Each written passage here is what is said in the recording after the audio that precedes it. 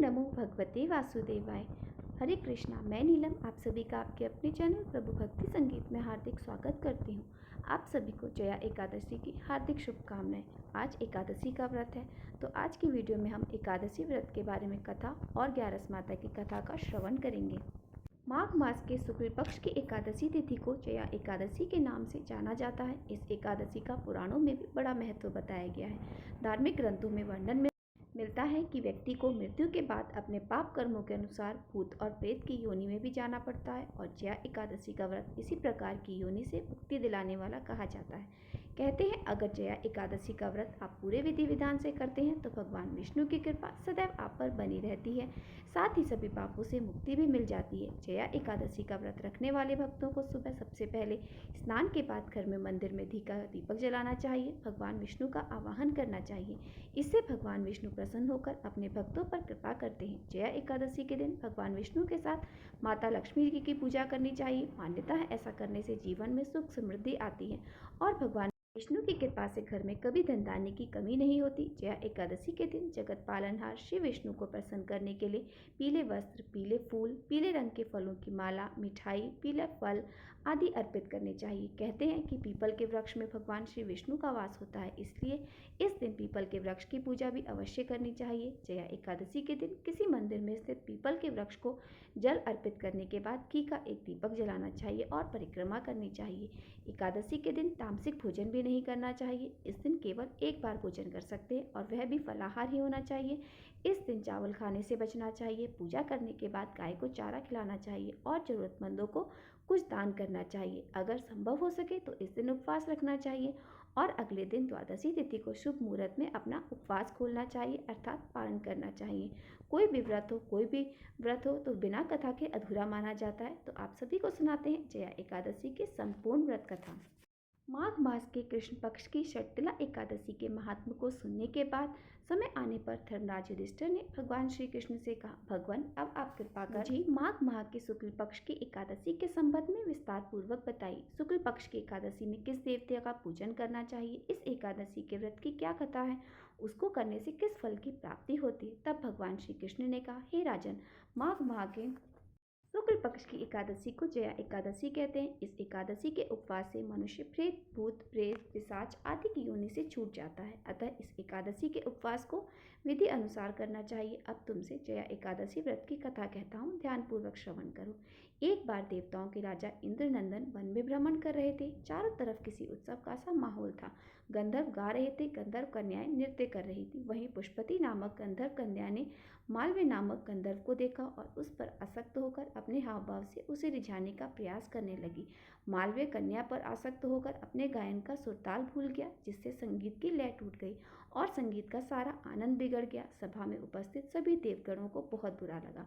यह देखकर देवराज इंद्र भी रुष्ट हो गए। संगीत एक पवित्र साधना है और इस साधना को भ्रष्ट करना महापाप है। इंद्र ने पुष्पवती और माल्यवान को श्राप दे दिया और उनको कहा कि माल्यवान, यह संगीत एक साधना है, पर तुम दोनों ने इसे अपवित्र करने वाला कार्य किया है। माल्यवान और पुष्पवती, तुमने देवी सरस्वती का घोर अपमान किया है, अतः तुम्हें मृत्यु लोक में जाना होगा। गुरुजनों की सभा में असंयम और लज्जाजनक प्रदर्शन करके तुमने गुरुओं का भी अपमान किया है, इसलिए इंद्रलोक में तुम्हारा आना वर्जित है।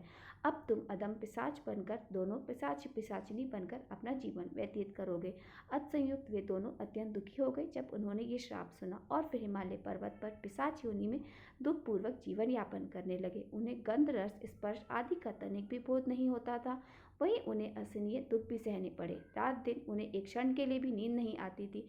उस स्थान का वातावरण अत्यंत शीतल था, जिसके कारण उनके रोए खड़े हो जाते थे, हाथ पैर सुन्न पड़ जाते थे, दांत बजने लगते थे। एक दिन उस पिशाच ने अपनी पत्नी से कहा, ना मालूम हमने पिछले जन्म में कौन से पाप किए जिसके कारण हमें इतनी दुखदायी ये पिशाच योनि प्राप्त हुई है, और इस पिशाच योनि से नर्क के दुख सहना कहीं ज्यादा उत्तम होगा। इसी प्रकार के अनेक विचार इस प्रकार करते हुए अपने दिन बिताने लगे। भगवान की कृपा से एक बार माघ माह के शुक्ल पक्ष की जया एकादशी के दिन उन दोनों ने कुछ भी भोजन नहीं किया, ना कोई पाप कर्म किया।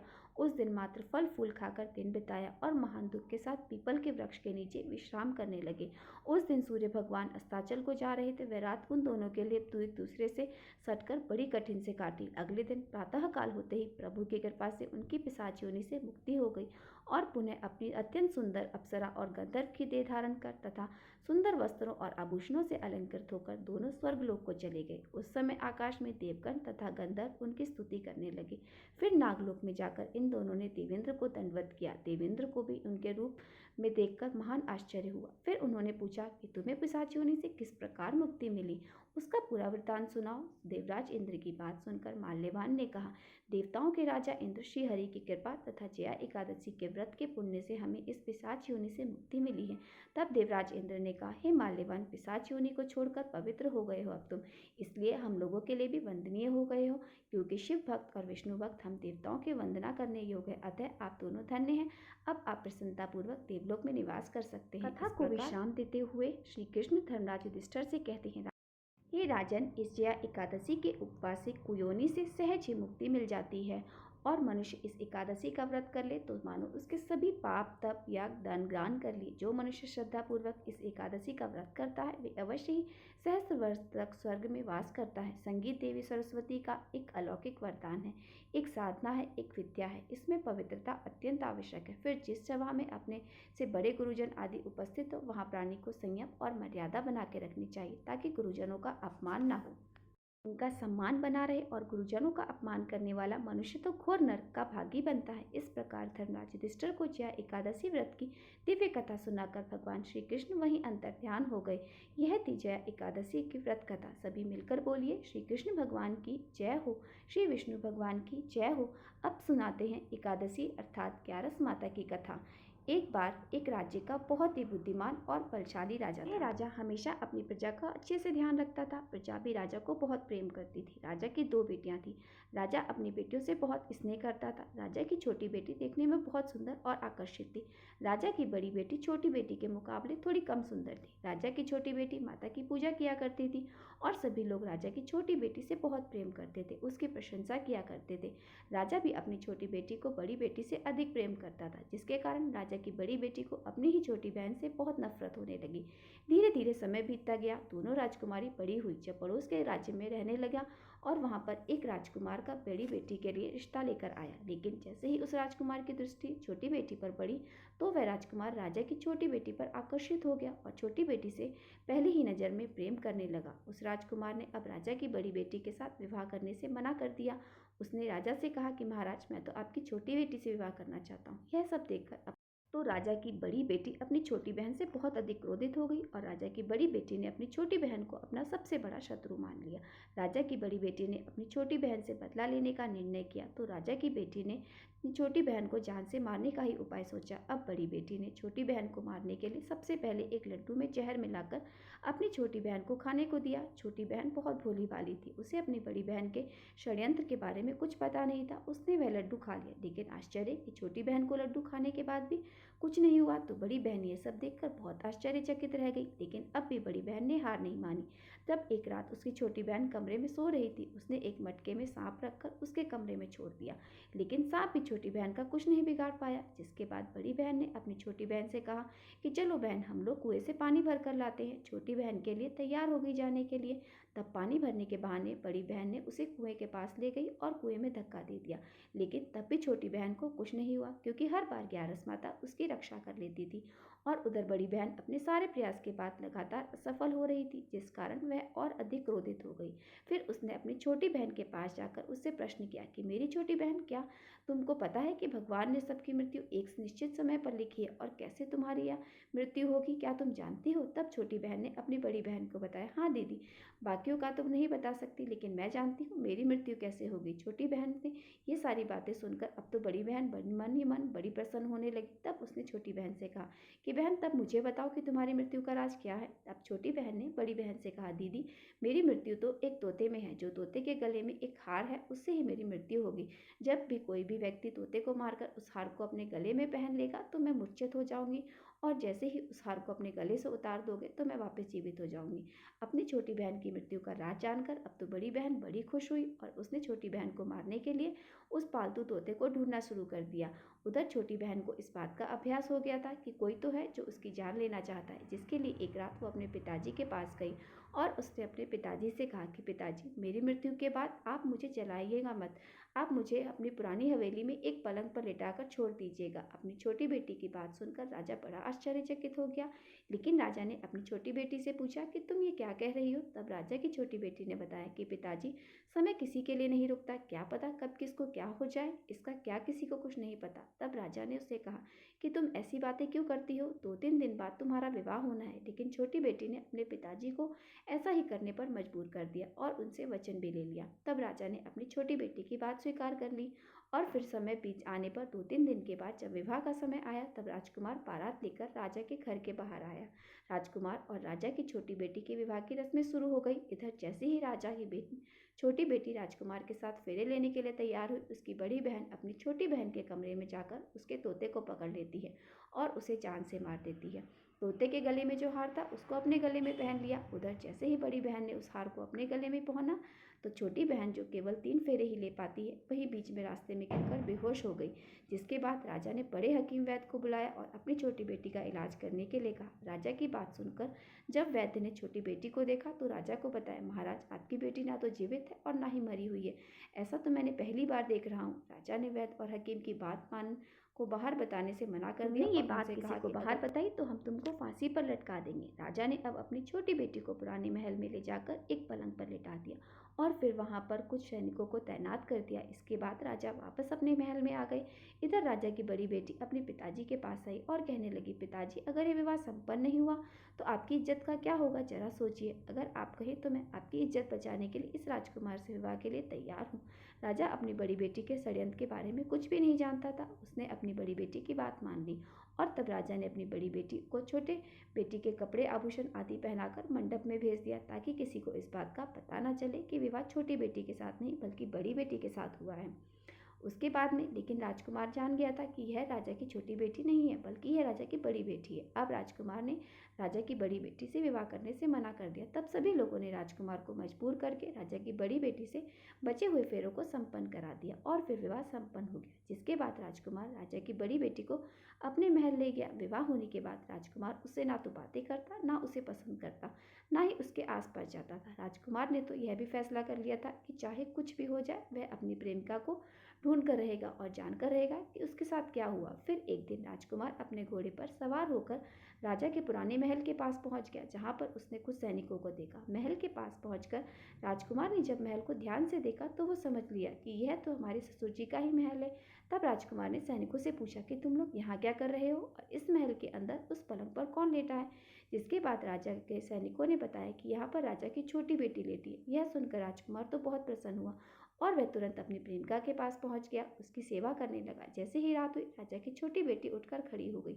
अब तो राजकुमार यह सब देखकर और खुश हो गया। उसने अपनी प्रेमिका से पूछा, तुम यहाँ क्या कर रही हो और तुम मेरे साथ घर चल कर रहो, तुम्हारा विवाह मेरे से बीच में अधूरा ही रह गया। तब राजकुमारी ने राजकुमार को सारी बातें बता दी, लेकिन मेरी एक जान एक तोते में बसती है और यह बात मैंने सिर्फ अपनी बड़ी बहन को बता दी। मुझे पता है कि उसने ही मुझे मारने का प्रयास किया है। उसके पास एक हार है जिसको वह सुबह पहन लेती है और रात को उतार कर रख देती है। जब तक वह हार को पहन नहीं रखती है तब तक मैं मूर्छित रहती हूँ और जैसे ही वह हार को उतार देती है वह जीवित हो जाती है। और जब तक मेरी बड़ी बहन के पास वह हार रहेगा तब तक मैं ऐसे ही जीवित और मूर्छित होती रहूंगी। अगर मेरी बड़ी बहन के पास जो हार है वो मेरे हाथ लग जाए तो मैं हमेशा के लिए जीवित हो जाऊंगी। सारा रहस्य सुनकर राजकुमार ने राजकुमारी के साथ ही रहने का निर्णय ले लिया और उसे अपने बचे हुए सारे फेरे उस पलंग पर लेटी हुई राजकुमारी के साथ पूरे कर लिए और अपना विवाह भी पूर्ण कर लिया और वहीं पर रहने लगा। देखते ही देखते समय बीतने पर कुछ दिनों में छोटी राजकुमारी गर्भवती हो गई।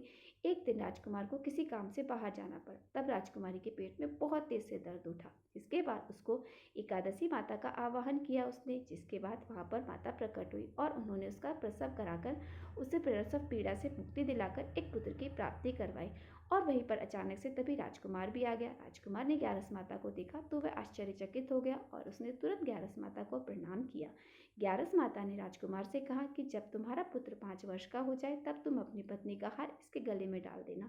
देखते ही देखते राजकुमार और राजा की छोटी बेटी का पुत्र 5 वर्ष का हो गया। तो राजकुमार अपने बेटे से कहने लगा, बेटा, मैं कुछ काम से बाहर जा रहा हूँ, तुम अपनी माता का ध्यान रखना। ऐसा कहकर वह वहाँ से चला गया। लेकिन जब राजकुमार वहाँ से बाहर आ गया तब बड़ी बहन के सैनिकों ने उसे देख लिया और बड़ी बहन को जाकर सारी बातें बता दी। इसके बाद बड़ी बहन ने अपनी छोटी बहन के पुत्र का अपहरण करवा लिया और उसको मरवा दिया। छोटी बेटी के पुत्र के 2 टुकड़े उसने करवा दिए। पहला टुकड़ा चक्के के पास छुपा दिया और दूसरा टुकड़ा अपने पलंग के नीचे छुपा लिया।